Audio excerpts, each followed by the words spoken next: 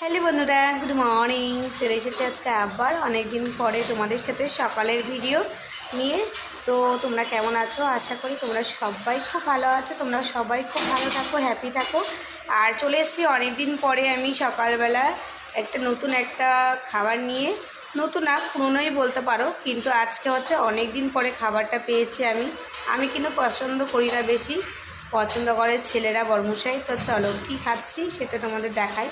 তো দেখতেই পাচ্ছ এই যে প্যাকেট নিয়ে বসে বলছি, তো আমি প্যাকেট থেকে বের করে নিয়ে তোমাদের দেখাচ্ছি। তো চলো, দেখতেই পাচ্ছ আমাদের জন্য নিয়ে এসছে বরমশাই সকালবেলা কচুরি নিয়ে এসছে, আর হচ্ছে আলু, আর হচ্ছে মটরের ডাল, মটর না ছোলার ডাল।